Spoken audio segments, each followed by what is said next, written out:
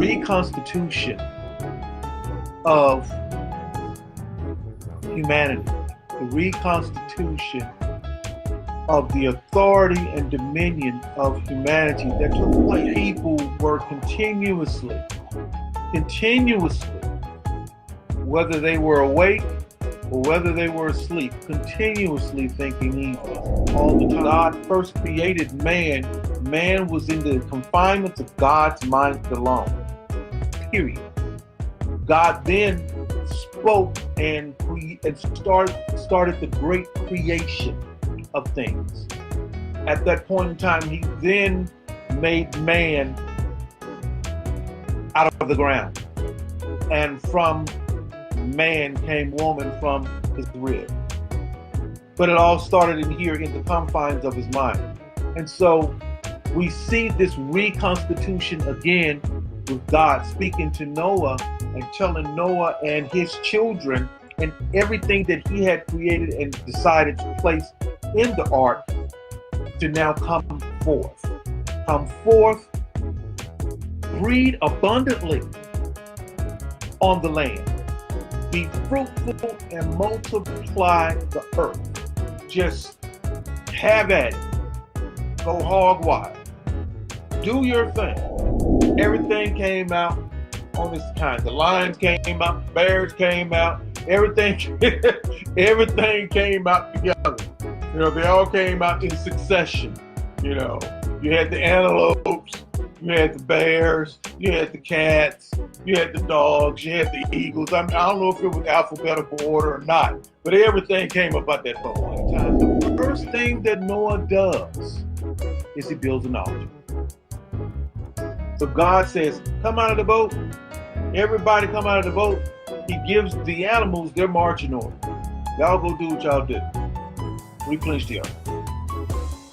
And Noah, while the birds and the bees and the creeping, crawling things, everything's going in their respective regions and areas and so forth, Noah builds an ark. Nobody didn't tell, an altar. No one didn't tell him to build an altar. Noah, from his heart, built an altar to the Lord and took every clean four-footed animal and of every clean fowl or bird and offered burnt offerings to the Lord. That's verse 20. When the Lord smelled the pleasing odor, the scent of satisfaction to his heart, the Lord said to himself, I will never, I repeat, this is what the Lord said to himself.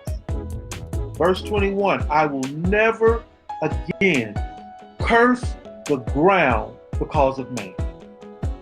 For the imagination, the strong desire of man's heart is evil and wicked from his youth. Neither will I ever again smite and destroy every living thing as I have done.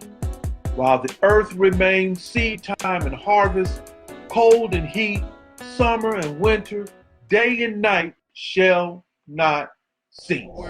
God was like, you know what? I can't do what I did before. And he promised to himself that he would never do it again. He promised that he would never flood the earth again. He promised that he would never destroy man because of the wickedness in man's heart. It was man that caused all of this. God said, I can't do it. He said, while the earth remains, seed time and harvest, cold and heat, summer and winter, day and night shall not cease. That is a immutable covenant that God made, not with man, with himself. And there are times if we're made in the image of God, we have to have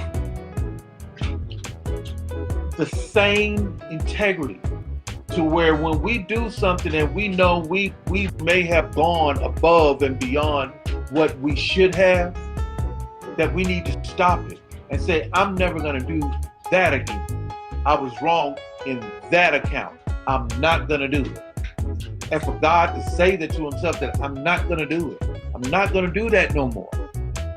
That shows God even correcting himself. But it's in his sovereignty and in his authority that he can do that. And he doesn't have to answer to anyone. But God is so humble and showing the human side of himself. He said, I'm not going to do this any longer to any person.